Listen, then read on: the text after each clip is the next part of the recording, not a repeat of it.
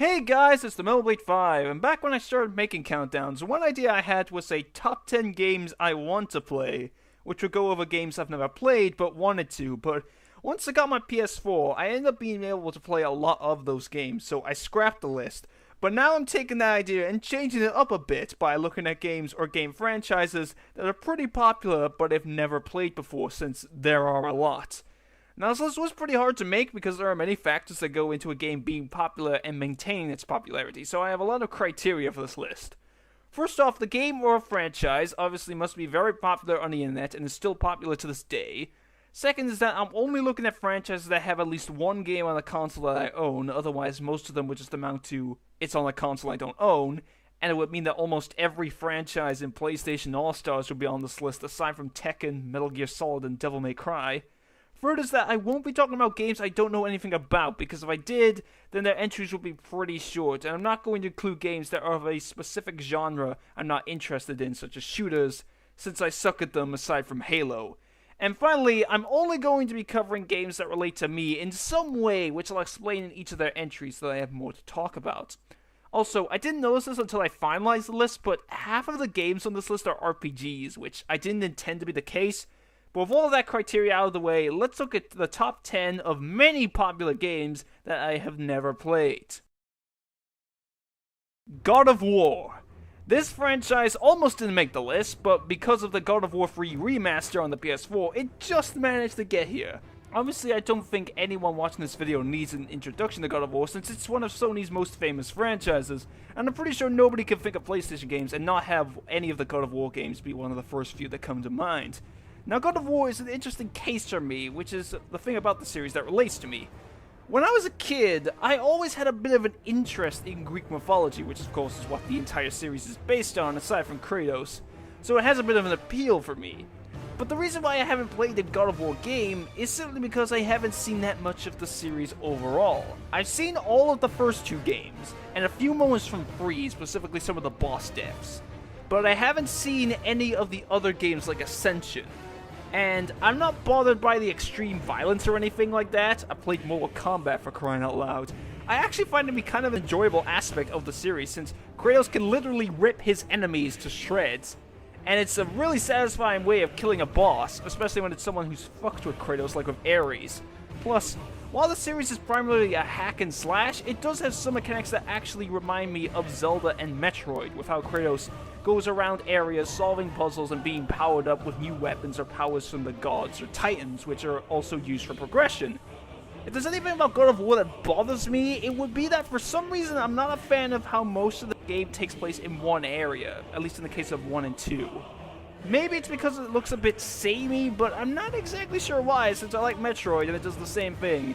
I guess if I wanted to play the games, I could get the previously mentioned God of War 3 remaster, or wait for the new game that was announced at E3, but since I haven't seen much of the series, I haven't made a full opinion on whether I want to play it or not. The only reason why God of War isn't any higher is because there are other games on this list that have more relation to me. Bayonetta. Oh boy, I never thought that I would ever go back to talking about this franchise considering the reaction I got the last time I did. But anyway, cutting to the chase, the reason why I haven't played Bayonetta 1 or 2 is simply because I don't have any interest in playing them. Which is weird because the reason why Bayonetta relates to me is that I've played Devil May Cry, well, I played 4, and they're both hack and slash games, and they were created by the same guy. But for some reason, Bayonetta's games just don't appeal to me in the same way Devil May Cry does. It doesn't have anything to do with the nudity, since I'm not bothered by that, but maybe it's because the main reason I wanted to play Devil May Cry was because I like Dante as a character, and I guess Bayonetta just doesn't have that same appeal to me. I'm not saying she's a bad character by any means, but Bayonetta's personality is a bit more serious, aside from when she's flaunting her sexy body, while Dante is a hot-headed badass who's half demon. As for the games themselves, I haven't seen much of them, but the gameplay seems like your typical hack and slash, except that there's also a lot of crazy shit going on with some of Bayonetta's ridiculous weapons and abilities. And the games are very skill-based, as the major mechanic of Witch Time encourages players to be much more risky and dodge attacks at the last possible second. Plus, like with God of War, the more violent aspects of the game, like the way Bayonetta kills bosses, is pretty enjoyable, and like with the combat, it can get pretty ridiculous. And while I barely know the stories of either of the games, they don't sound terrible at first glance, although I have heard from some that the story of the first game is really confusing, and that the second game kind of copies some moments from the first one. Now, since we're on the subject of Bayonetta, I guess I should clear up one thing due to all the hate I got last time I talked about the series. I don't hate Bayonetta. I just think that she wasn't a good choice for a Smash Bros. Character due to how a part of her character is showing off her sex appeal and because she had to be censored in order to make it in the game in the first place. Pokemon Mystery Dungeon. I mentioned that I haven't played the Mystery Dungeon series before in my Pokemon retrospective, but I think it bears repeating since the series is very popular. I haven't played any of the Pokemon spin-offs aside from Battle Revolution and Pokepark, which haunts me to this day, but Mystery Dungeon beats all of them in terms of how big a fan base it has. The reason why I've never played this series, and this applies to the other spin-offs, is simply because the Mystery Dungeon series has never interested me to the point of actually wanting to play it. I don't know why, but seeing the games just doesn't excite me or get me interested in the same vein as the main series. Now, despite that, when I was younger, my sister actually had the Blue Rescue Team version of the first Mystery Dungeon game, and I saw about 5 minutes of gameplay from that, and it didn't look terrible from what I saw, just a bit uninteresting in my opinion. I'm not trying to bash on the series, as I've heard that the later games like Explorers of the Sky are really good. From seeing Pokemon-related videos on YouTube, I have unintentionally come across some of the plot points of the series, such as Primal Dialga, which beats Oris to the punch. And if there is anything I could compliment the series on, it's that they do have some memorable moments from what I know. I know in the first game, you are a human who is somehow turned into a Pokemon, and in one of the other games, you travel back in time. And really, that's all I can kind of say about Mystery Dungeon. There are mechanics from the main series present, such as evolving Pokemon, although through different means like talking to a fountain. But story and gameplay are the only main things that I have seen of the series, the latter of which being something that I don't find very interesting on which I have seen. Again, I'm not trying to bash on the games, it's just the weird feeling I have towards the Pokemon spin-offs of lacking any interest has resulted in me also lacking any worthwhile knowledge of Mystery Dungeon to talk about or base a full opinion of in regards to if I ever want to play the series or not. I know I have heard a few shit reviews of some of the games, like from IGN, but unfortunately since I haven't played them, I won't exactly know what is wrong with those reviews unless they constantly compare them to the main series for some reason. Persona. This entry is a bit of an odd one, since for one, I have never played any Atlas games, with one exception, with Persona being the choice since it's their most famous franchise as far as I'm aware, but because that one exception I mentioned is Tokyo Mirage Sessions, which is basically a Persona game.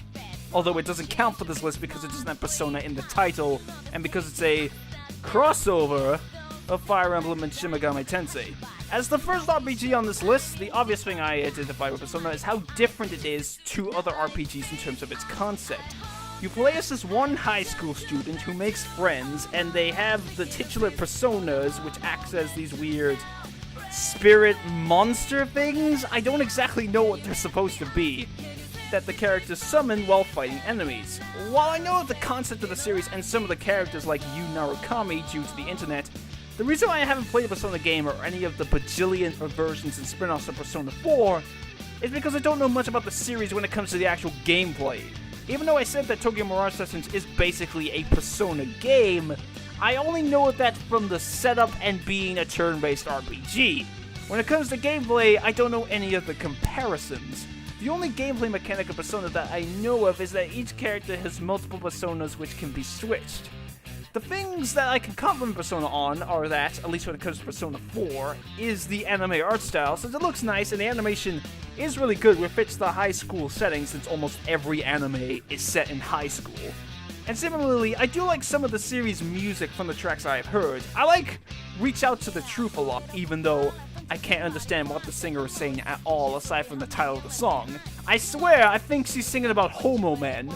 And I also like how unique a lot of the characters' personalities are, and the way they build a friendship with the main character in each game.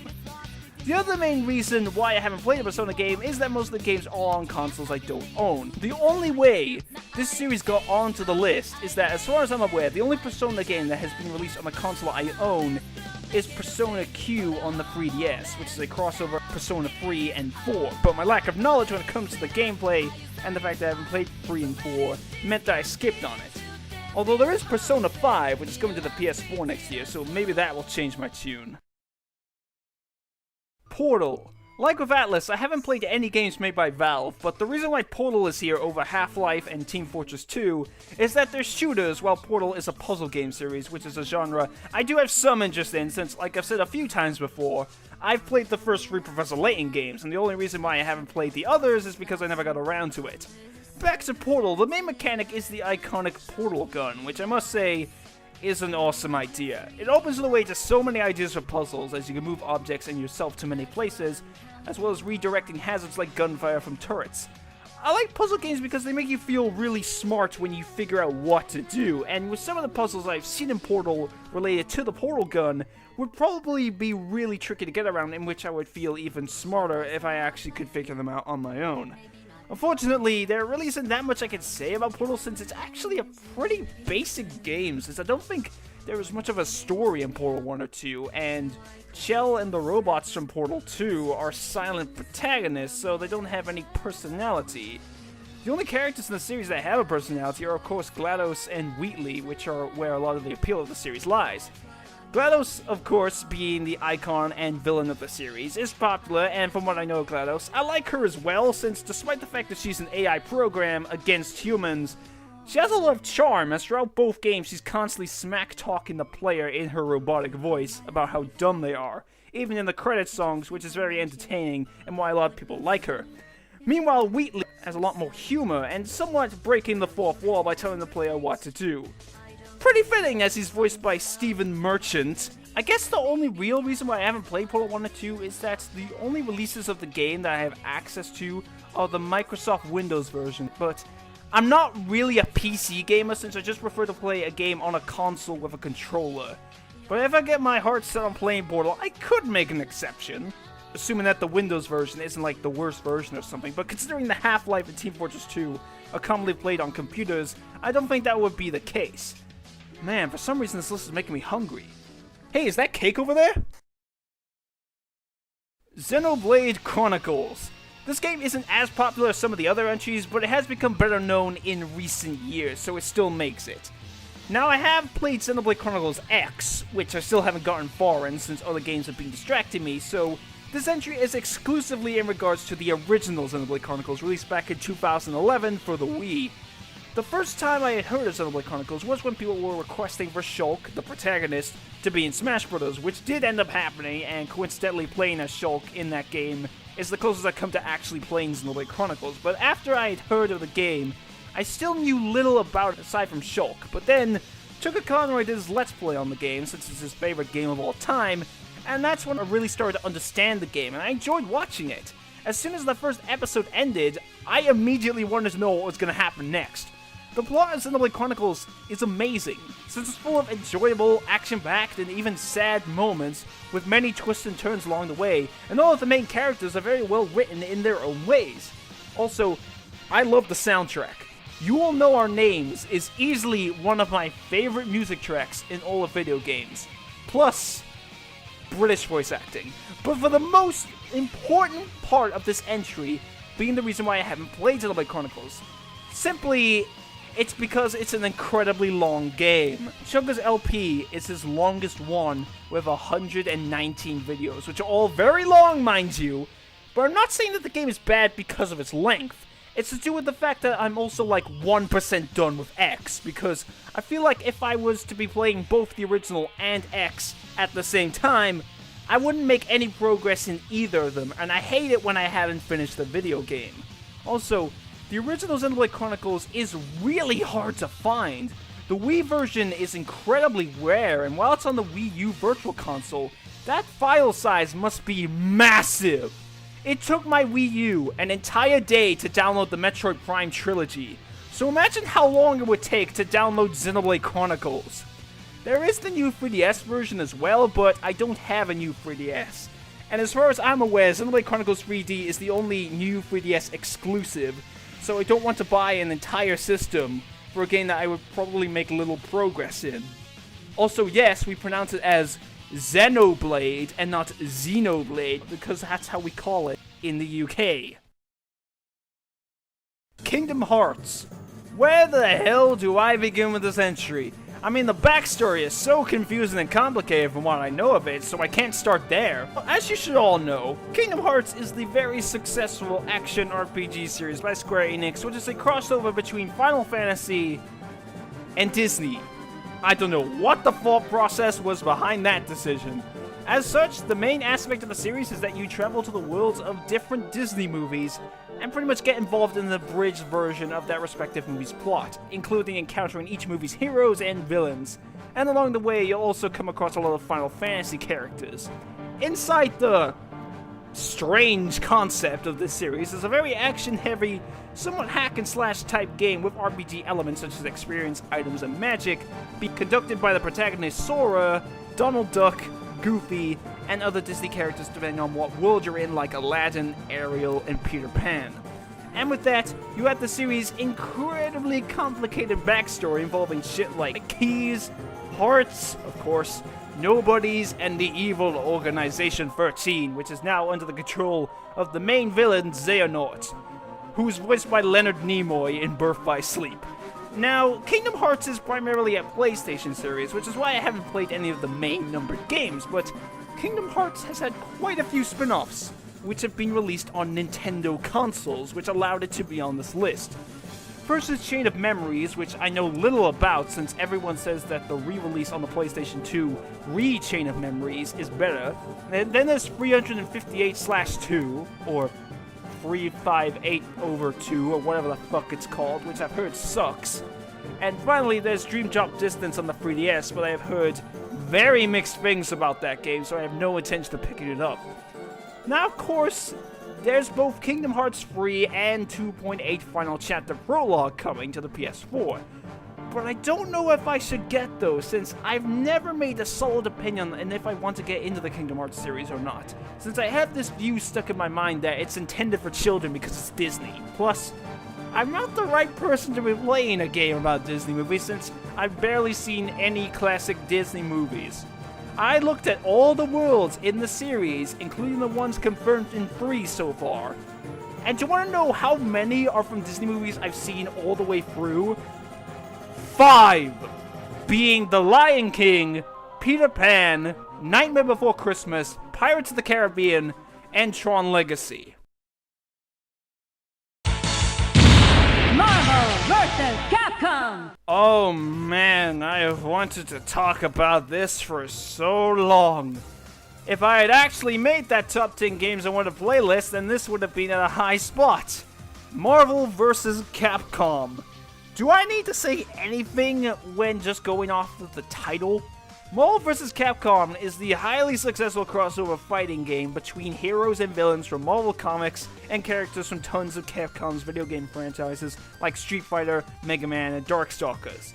The amount of characters in the series, hell, even just Ultimate Marvel vs. Capcom 3, is insane. I mean, when the original Marvel vs. Capcom 3 was announced, they released a bunch of cinematic trailers, which just shows the huge scale this crossover possesses. You could have Marvel heroes like Spider-Man, Iron Man, Captain America, Wolverine, the Hulk, and Thor, along with villains such as Doctor Doom and Magneto, and even Deadpool is here too, against Capcom characters like Ryu, Chun-Li, Mega Man in 1 and 2, Morrigan, Chris Redfield, Dante, and even Phoenix Wright.